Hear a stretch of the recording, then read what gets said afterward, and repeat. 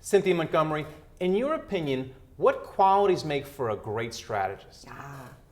I think you need to be analytical, you have to have strong analytical skills, you have to be able to deal with the operations of a company to enact those ideas, and you have to be able to think broadly, conceptually about why a company exists. And what about being stylish? Because in the book you point to the CEO of Gucci as a person who is a great strategist. Yeah, he's a wonder. Domenico De Sole is a fantastic example. He started out though with a very clear idea of what he wanted Gucci to be, which was a very different thing than it had been before. Once he had that idea, as my students like to say, he executed without blinking.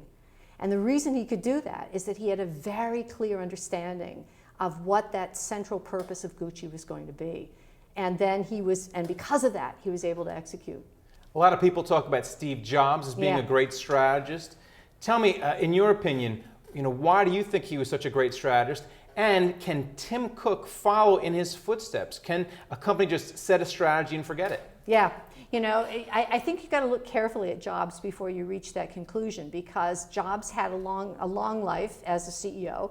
And in Act 1, Steve Jobs was not a great strategist. And you look at it that basically he was driven out of his own company because he didn't understand the connection between great products and a revenue stream. And so if you look at what he did initially at Apple, he was actually a failure strategically. Then you look at Next, writ large, he was a huge failure as a strategist.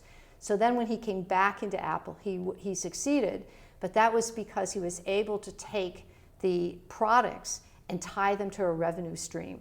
And I think he learned that at Pixar. But you need to have both. It's again that idea and the execution. And can Tim Cook follow what he laid out? Well, I think there's a lot of run room left to go in Apple, in the sense that there were big ideas still there on the table. And so I think we're not going to know for a couple years to come. Well, it's nice that Steve Jobs got a second chance. Everyone's talking about Mark Zuckerberg now because Facebook is coming out with its big IPO. He's going to look after strategy. That's what it seems like from all his meetings so far, from the IPO roadshow.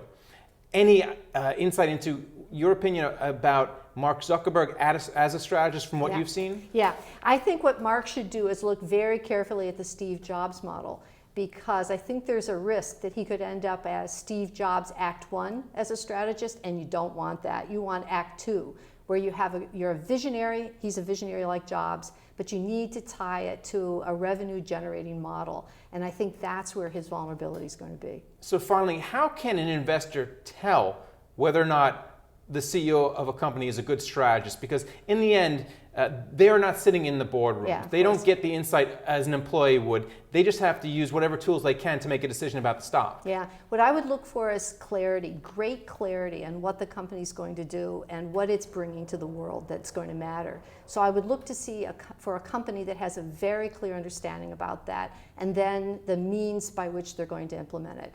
And so I think it's actually, the stakes are very high to get it right. But I think looking for somebody who clearly knows what the company is about and whether or not that seems compelling to you as an investor, that's what I'd go for. This market is stock pickers market. Stocks have rallied this year. We're coming into a Monday where we're going to